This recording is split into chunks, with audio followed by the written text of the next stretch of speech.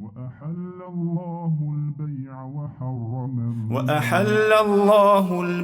وحرم الربا وأحل الله البيع وحرم الربا. السلام عليكم ورحمة الله وبركاته. الحمد لله الذي شرع لنا من الدين ما ارتضاه وأحل لنا البيع وحرم الربا فعمت بها البركات وازدهرت الأرجاء. أشهد أن لا إله إلا الله وحده لا شريك له له الملك وله الحمد في الأرض والسماء. وأشهد أن نبينا وحبيبنا وشفيعنا محمد رسول الله إمام المرسلين وخاتم النبيين وصفوة خلق الله أجمعين. نشهد بأنه بلغ الرسالة وأدى الأمانة ونصح الأمة وكشف الله به الغمة وجاهد في الله حق الجهاد حتى أتاه اليقين. فصلوات الله وسلامه عليه وعلى آله وصحابته والداعين بدعوته والعاملين بسنته بإحسان إلى يوم الدين وبعد. Gjithë falënderimet dhe lavdrimet I takojnë Allahut Gjelle Gjelaluhu, salavatet dhe selamet ja përcjellim profetit ton Muhammedit sallallahu alaihi wasallam, familjes së tij, shokëve të tij dhe gjithë ata të cilët pasojnë rrugën e tyre me të mirë deri në ditën e gjykimit. Të dashur vëllezër musliman, vazhdojmë që të informohemi dhe të marrëmi mësim ende rreth temës së gjerë që ka të bëje me shitblerjen dhe tregtin, ku na kemi cekur disa apo një shumë të madhe nga llojet e atyre shitblerjeve të cilët kanë të bëjnë në shitblerjet e ndaluara, që në to erdhen tekste kuranore apo hadithe profetike, në të cilët në to pra kanë ndërhyrë për të shpjeguar dhe për të treguar dhe për të na informuar për dispozitat e tyre. Prej asaj me të cilën na folëm edhe se me të vërtet kuptojmë se sheriati I Allahut Gjelle Gjelaluhu dhe kjo fe e pastër e Allahut Gjelle Gjelaluhu me të vërtet se është një model I përsosur për jetesën njerëzore. Ke ajo në çështje individuale apo sociale, e cila përfshin të gjitha fushat, ken ato ndryshimi I kohës së tyre apo I vendit të tyre, padyshim se ky din dhe kjo fe gjithherë ka rregulluar çështjet e jetesës njerëzore, edhe ka informuar për dobit, ka informuar për shpëtimin, si dhe ka informuar për prishjet dhe dëmtimin. Dhe gjithashtu, është nga objektivat sheriatike që të rregullon çështjen njerëzore, e veçanërisht po në kapitujt të cilët kanë të bëjnë marrëdhëniet ekonomike apo në marrëdhëniet e pasurisë ndërnjerëzore. Çdo gjë e cila prish tregun e njerëzve edhe çon në domin e robëve të Allahut Gjelle Gjelaluhu, aty e gjen ndërhyrjen e sheriatit të Allahut Gjelle Gjelaluhu. Dhe se padyshim se na folëm për disa pika dhe disa lloje në të cilët kishin të bëjnë si në çështjen e jashtëtregut, apo në hyrjen e tregut brenda tregut, apo për atë I cili mundohet me mënyrat e lloj-llojshme për të penguar çështjen e lirë të tregtisë së njerëzve, sikur që quhen pra në emërtimet e shkencës ekonomike me fjalë të cilët I përdorin me fjalët moderne, si monopoli, duopoli apo oligopoli, po ajo marrëveshja oligopolike si kartel, pra të gjitha ato të cilët futen pra në këto, të cilët I përshtaten apo kanë të bëjnë me çështjen e marrëdhënieve ekonomike, në çështjen e pasurisë në anën tregtare, Mu për atë vëllezër, në këtë pikë pra ndërhyn shpjegimi i Islamit dhe juristët e mëdhenj të fesë në jurisprudencën islame, të cilët ata na shpjeguan dhe ka sqaruar të çështjen Islami para 1000 e ca viteve. Këto kapituj dhe këto marrëdhënie ekonomike, të cilët kanë të bëjnë në mesin e njerëzve, veçanërisht atëherë kur dëmtohet shoqëria, kur dëmtohet tregu i tyre dhe dëmtohen robërit e Allahut xhelle xhelaluhu. Na folëm pra për ato të cilën ishte një ligjërat para për anën apo çështjen monopolike, si dhe ai i cili shet mbi shitjen e vllavit të vet në dersin e kaluar apo bën pazar mbi pazarin e vllavit të tij. Ajo cila ndalemi sot o vëllezër është një temë që me të vërtetë duhet ndëgjuar mirë, se është çështje që kjo pra është në marrëdhëniet tregtare. Vazhdimisht, edhe kjo ndodh vazhdimisht, por si qëndron dispozita fetare në to, e ajo është meselja e tes'ir. Çka do të thotë e tes'ir? Vendosja e çmimeve në përgjithësi për caktimi i çmimit, të cilët vendoset o në ndërhyrjen të cilën ndërhyn shteti, apo ndërhyrja e gjykatësit,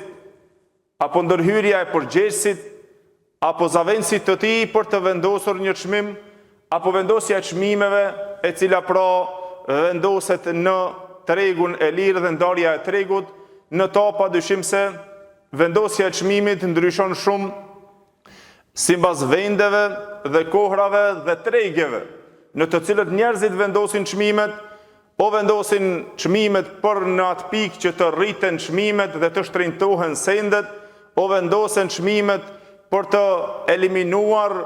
çështjen e konkurrencës, për të larguar sa më pak konkurrencë në to, e kështu me radhë. Pra çështja qëndron në këtë meselë se cila është baza sheriatike në to, cila është esenca dhe baza esenciale në këtë pikë, a është haram me ndaluar apo nuk është haram me ndaluar. E mu për atë vëllezër, këto janë ata të cilët në to është shpjeguar dhe është sqaruar, që dietarët na kanë shpjeguar dhe na kanë sqaruar duke vendosur kapituj të veçantë për këtë tematik, e cila është pra et tes'ir. Kjo i referohet shumë kuptimeve në kuptimin gjuhësor, e cila ka disa kuptime, koncepti i saj që përfshin pra shumë kuptime, fjala tes'ir apo sa'ara, yes'aru, es'ar, es-si'r. Në gjuhën arabe kjo fjalë përmbledh shumë kuptime në aspektin gjuhësor, sikur që përmbledh çmimin, që është për qëllim për çmimin, nëse është çështja e çmimeve dhe vendosja e çmimit të një sendi, es-si'ru është çmimi i një artikullit apo një mallit. Gjithashtu përfshin edhe ndezjen kur ndizet zjarri. Allahu xhelle xhelalu e ka përdorur në Kur'an të njëjtën fjalë, por me kuptimin e ndezjes së zjarrit kur ndizet zjarri i xhehenemit. Kur Allahu xhelle xhelalu tha wa idhal jahimu su'irat, kur zjarri i xhehenemit të ndizet fort dhe të ndizet flak. E gjithashtu bro, në shumë ajete të cilët referohen në këtë kuptim që Allahu xhelle xhelalu tha wa kafa bi jahannama sa'ira. Mjafton që xhehenemi është ai i ndezuri flak. Dhe në ajet tjetër Allahu xhelle xhelalu tha kullama khabat zidnahum sa'ira. Sa herë që shuket forca dhe bjen forca e xhehenemit, na i ashtojmë atij dhe më shumë flakun. Pra ka shumë kuptime të gjëra dhe të tilla, është përdor apo përdoret gjithherë nëse kur dhezet lufta. Sa'ar al-harbu, gjithashtu kuptimin gjuhësor se është dhezur lufta. Mirë po në këtë pikë gjithashtu pra në kuptimin të cilën neve na intereson gjuhësor të është për çmimin apo vendosjen e çmimit. Nëse përdoret fjala et tes'ir, është për qëllim përcaktimi i çmimit. Të përcaktohet çmimi i një mallit apo një artikulli. Po çfarë kuptimi përcaktimi i çmimit ka të bëje pra në kuptimin apo në terminologjinë e jurisprudencës islame, atëherë pra në terminologjinë e islamit, në jurisprudencës islame të fiqhut, për qëllim është përcaktimi apo ndërhyrja e gjykatësit apo sultanit apo përgjegjësit apo ai i cili është zavendësi i tij për të vendosur çmimin e tregut të disa njerëz, duke i obliguar që ato të bëjnë shitblerjen e tyre në atë çmim të përcaktuar dhe të vendosur. E mu përket të vëllezër, dietarët pra pastaj janë futur në çështjen e shpjegimit, e cila ka të bëjë pra si qëndron dispozita e ndërhyrjes së shtetit për të përcaktuar çmimet nëse lypet nevoja çmimet e një artikullit në treg, në një pjesë të tregut, e veçanërisht pra kur është pyetja që në to të përdoret në disa forma, për shembull është çështja një herët të bëhet ajo që është e lirë dhe pa asnjë shkak, vendosja e çmimit, ndërhyrja e përcaktimit të një çmimi të një mallit pa ndonjë shkak e cila është e nevojshme, ose ta përcakton një njeri ta rrëzon çmimin, ose ta arrit ta ngrit çmimin, ose të futet dikush të cilët thamë që shkenca ekonomike ka përdorur këto termet moderne, monopoli, duopoli, apo edhe oligopoli. Çka është pra kjo monopolin kur folëm? Pra një kompani, apo një person, apo një tregtar i fuqishëm, që ai të bën ndërprerjen apo vendosjen e një çmimi të një malli, ta burgos mallin, ta merr mallin për të arritur çmimin, për ta shtrenjtuar çmimin. Këtu është kur ai pra mbikëqyr tregun një person në çështjen e tregtisë njerëzore. Te njerëzit është ky i cili e bën monopolin, e ndal një ushqim, apo një mall apo një artikull, që ai e ka në dorë. Gjithashtu pra duopoli, çfarë kuptimi? Janë kur dy persona të fuqishëm apo dy kompani të fuqishme, ata pra kontrollojnë tregun, edhe ato me marrëveshjen e tyre,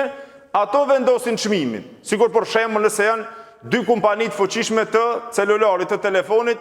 ato vendosin çmimin. Si është çështja e gjykimit islam, apo dy kompani të cilët janë për shembull të benzinës ose të naftës, për shembull, në të cilën vendosin çmimin, janë dy kompani të forta ose dy tregtar të fortë të cilët ato kontrollojnë tregun, edhe ndajnë tregun sipas dëshirës së tyre në çmimin. Nëse në atë ka padrejtësi, si qëndron çështja e islamit, apo në atë kuptimin për tjetër që tham, është edhe duopoli. Duopoli është një grup i pakt i njerëzve apo tregtarëve apo 3 ose 4 kompani të cilët janë me marrëveshje për ta vendosur çmimin te shtresa e tregut apo te pjesa e tregut, në ndarjen e tregut të njerëzve. Ato e bëjnë me marrëveshjen e tyre, sikur që është quajtur sikur kartela, që bëjnë bashkëpunimin e tyre për të vendosur çmimin e tregut. Nëse për shembull e ndëgjon se sot do të rritet për shembull derivatat e naftës e kështu me radhë. Disa 3 ose 4 kompani të cilët janë të forta vendosin çmimet të cilët janë domethënë të përcaktuara për njerëzit. Si qëndrojnë këto çështje o vëllezër në çështjen e fiqhut dhe jurisprudencës islame. Edhe në këtë pikë, pra detyrohet që gjykatësi apo sultani apo përgjegjësi i cili i takon pra në shtetin islam apo shtetin në këtë rast që të futet në përcaktimet e këtyre çmimeve të cilët vendosen në tregti, në treget e njerëzve, përderisa ka në to oke duopoli ose oligopoli ose marrëveshja oligopolike në të cilët vendosen në pikën që nëse rrezikohen to, ose dhe një njeri që e prish çmimin, a ka të drejta të ndërhyjnë që shteti të vendos çmimin e përcaktuar në to të palëkundshëm që njerëzit të përgjigjen në to, e mu për atë vëllezër, pra në këtë pikë folën dietarët duke sjellur pra argumente. Si qëndron dispozita fetare në këtë pikë, cila është vendimi sheriatik në këtë pikë. Dietarët të vëllezër ndryshuan mendimet e tyre, edhe se e ndan çështjen e përcaktimit të çmimit të mallrave të tregut, pra në ndërhyrjen e sultanit apo përgjegjësit apo shtetit për ta përcaktuar çmimin, e ndan në dy kategori. E cila është e ndaluar haram, edhe ajo e cila është e lejuar halal. Dhe tha Ibn Qayyim rahimahullah, Tha sa I përket përcaktimit të çmimeve të mallrave që ka të bëje pra me çështjen e lirë të njerëzve. Nuk ka ndonjë nevojë e as që është rrezikuar ndonjë dëm për tregtarët apo për njerëzit, edhe ato janë të lirë të bëjnë tregtinë e tyre. Kush sa don e bën çmimin e mallit të vet, tjetri blen, tjetri kështu, pra marrëdhënie ekonomike në mes njerëzve normal, e në këtë pikë është e ndaluar dhe është haram që të përcaktohet çmimi I tyre pa pas nevojë të tregtarët. Njerëzit janë të lirë dhe ato duhet që të tregtojnë mes veti me çështje të lirë. Nëse përcaktohet këtu dhe ato futet përcaktimi I çmimit dhe imponohet ndaj tyre, sa kjo është pika në të cilën pra shkuan një shumicë e madhe, pra që janë shumica e dietarëve të cilët do të flasim për këtë pikë sa I përket, domethënë, çështjes së argumenteve. Po sa I përket çështjes tjetër në të cilën bjen nevoja e njerëzve që ndoshta një individ prish tregun, ndoshta një individ përcakton çmimin apo ai e zbeh çmimin, ose ndoshta një individ e bën monopolin që ai prish tregun e merr mallin për të rritur çmimin, për të shtrenjtuar çmimet, ose ato duopolin, ato dy persona ose dy kompani të cilët bëjnë marrëveshjen në çështjen e eliminimit të tregtisë, kur është çështja e tregtare në çështjet e njerëzve të cilët ato kanë konkurrencë në to. Sa më pak konkurrencë që të largojnë në tregti, apo grupit duopolit të cilët janë pra ata grupet të cilët bëjnë marrëveshjen e tyre për ndarjen e tregtisë apo eliminimit të sa më pak, domethënë në ato që mos të ketë konkurrencë. Të gjitha këto, nëse këto futen në anën dëmtimit të njerëzve, jo që janë haram, domethënë të ndaluara, por nëse në to marrëveshja e tyre dhe pengesa e tyre është shkak për t'ju marrur çmimet dhe për të I rritur çmimet, për të I dëmtuar njerëzit, dhe është tregu në çështjen e nevojës të ndonjë artikulli, ndonjë malli që vendoset me çmim të lartë, në këtë pikë pra lejohet apo tha është dhe obligative që të ndërhyjnë shteti për vendosjen e çmimit, nëse dikush që ka ngrit lart që të vend në atë e cila është e njëjtë në treg, që është e njohur, apo që ka zbritur që ai ta ngren në pjesën ku është e njohur, pra ashtu sikur që është e ngjashme me tregun normal. E mu për atë vëllezër, në këtë pikë pra dietarët u ndan në mendime. Sa I përket asaj e cila është pa shkaqe, për arsye se dietarët të cilët e ndaluan thanë I vendosën edhe disa kushte që të jetë në ato kushte, pra mos të jetë çështja e nevojshme shumë e njerëzve në to. Mos ketë çmimi për shembull që njerëzit kanë nevojë të bëjnë tregtinë e tyre, ti të vendosësh dhe të ndërhyjnë për shembull përgjegjësi I muslimanëve që ta vendos çmimin e përkryer për to. Po të jenë njerëzit e lirë, edhe cila është baza esenciale në to, dietarët, xhumhuri I dietarëve shkuan në ato se është e ndaluar që të ndërhyjnë për të vendosur çmim të përqendruar në to, që të I obligon njerëzit në atë çmim të mallrit ose një mall I caktuar në treg. Edhe se ky I takon pra gjithë mendimit të fukahave që janë Hanefit, Shafiit, Hanbelit dhe Malikit, dhe gjithashtu nga sahabët Abdullah ibn Omerit e të tjerët të cilët mbajtën këtë mendim që është e ndaluar, por me kushtet të cilët tham I vendosën që mos të jetë nevoja e shumt në to. Prej tyre të cilët e ndaluan rrepsisht që njerëzit të janë të lirë, duke u argumentuar vëllezër me argumentin në të cilën Allahu xhelle xhelalu në Kur'an tha: "Ya ayyuhalladhina amanu la ta'kulu amwalakum bainakum bil batili illa an takuna tijaratan an taradin minkum." O ju që keni besuar, mos e hani pasurinë e juaj në mesin e juaj pa hak dhe pa të drejtë. Përveç nëse është tregti me mirë kuptim mes veti, me kënaqësi dhe me pajtimin mes jush. Tregtia, Allahu xhelle xhelalu tha la tregti me pajtimin mes jush mes çmimeve, kush sa don e shet, sa don e blen, duke bërë tregti në mes veti. Edhe hadithin tjetër, një hadith me të cilën pra ka ardhur që e transmeton Ebu Daudi, Tirmidhiu, Ibn Majah dhe Imam Ahmedi, hadithin nga Anas ibn Malik radhiyallahu anhu, I cili tha se një herët u patën shtrejtuar çmimet në kohën e pejgamberit sallallahu alaihi wasallam, edhe erdhën tregtarët e pejgamberit dhe I thanë: "Ja Rasulullah, sa'ir lana." O I dërguari I Allahut, na vendos, pra na përcakton një çmim për ne.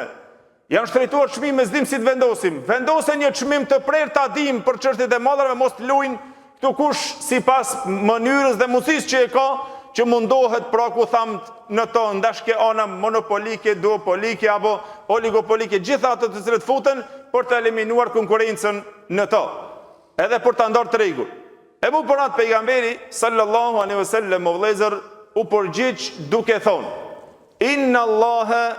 huwa al-musa'ir, al-qabid al-basit, al-razzaq. Tha pejgamberi sallam, Allahu xhela xhelaluhu është ai i cili i vendos çmimet. Nëse përkthejmë tekstualisht, është vendosja apo ngriqësi që furnizon dhe jep siç të don, e bën sprovë që të ngren çmimet, të ngriten çmimet ndonjëherë apo të binë çmimet ndonjëherë, sa ai është furnizuesi, në dorën e tij është ngritja edhe shtrëngtimi i çmimeve ndonjëherë, dhe në dorën e tij është ulja e çmimeve ndonjëherë. Ai është furnizuesi, kujdon ja liron, kujdon i ja shtrëngon. Tha pejgamberi sallallahu alajhi wasallam, unë shpresoj që të takoj Allahun xhel xhelalu e mos të më lyp askush prej jush ndonjë hak që i ka bë padrejtësia atij, ke ajo në gjak apo në pasuri. Dhe në këto pra kuptojmë se pejgamberi sallallahu alajhi wasallam nuk vendosi çmim të përcaktuar të mallrave. E në këtë pikë të gjithë pra xhumhuri dhe shumica e dietarëve shkuan në atë që baza në të është haram që të vendosen të përcaktohen çmimet e mallrave në treg, të cilët janë domethënë të paqëndrueshme, të një çmim i paqëndrueshëm për një artikull apo për një mall. Por mendimi i dytë i dietarëve, ku tham nëse lypet nevoja, në të cilën shkuan Hanefit, një pjesë pra dhe nga disa Shafi'it dhe ato të cilën e ndjekën Imam Maliku apo disa nga mëdhëbet Maliki, në të cilën pra e ndjekun këtë mendim duke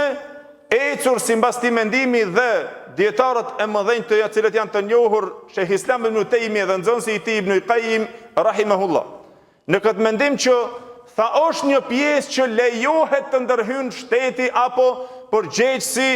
i muslimanëve apo udhëheqësi apo përgjegjësi i njerëzve që të ndërhyjnë për ta vendosur çmimin dhe për ta drejtuar çmimin, për ta përcaktuar çmimin, nëse në to është nevoja e madhe për atë artikull të njerëzit. Nëse është prishur ai çmim, nëse është bërë po tham ndash duopoli, ndash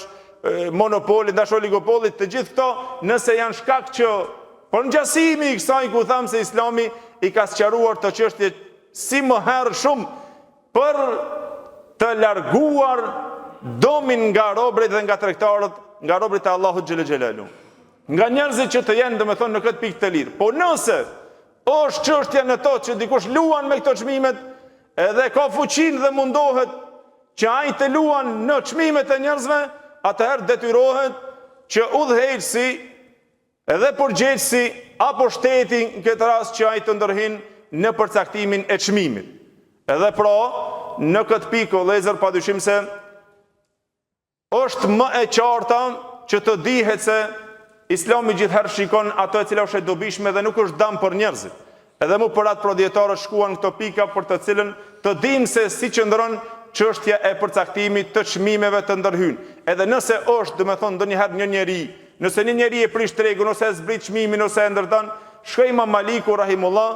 duke thonë, sikur që është një transmetim që ai vetë e bën në librin e tij El Muwatta, nga Omer ibn Khattab radhiyallahu anhu, që Said ibn Musayyib tha se Omer ibn Khattab radhiyallahu anhu e takoi një herë Hatim ibn Abi Baltan duke shitur rrush të thotë. Kur shet rrush të thotë, ai me çmimin nuk shkonte në treg. E pastaj e detyron Omer dhe tha ose të ngresh çmimin sikur që është të tregut, ose të largohesh nga tregu i jonë. Pra shkon dhe Imam Maliku në këtë mendim që nëse dikush e prish çmimin e tregut, ose e ngren ose rrin çmimin që është e njohur, ose largohesh nga tregu. Pra në këtë pikë pra kuptojmë se çështja e vendosjes dhe ndërhyrjes së çmimit dhe përcaktimit të çmimit, a lejohet që të ndërhyjnë përgjegjësi apo shteti në këto, lejohet pra tham në pikat të cilët kanë noset rreziku ose është nevoja e njerëzve, kurse xhumuri dietarëve në ato të cilët nuk ka, atëherë është se në to është haram të vendoset një çmim i prerë nga njerëz, domethënë individa e kështu me radhë. Lutim Allahun xhella xhelaluhu që Allahu dhul xhelal të na furnizon me furnizimin halal, e Allahu xhella xhelaluhu të bën që artikujt e muslimanëve të jenë në shitje në favor të dobishme të muslimanëve dhe tregtarëve të muslimanëve. Allahu xhella xhelaluhu na boft nga ata të cilët marrim mësim dhe ndjekim ato. Wa qulu qawli hadha wastaghfirullaha li wa lakum walhamdulillahi rabbil alamin.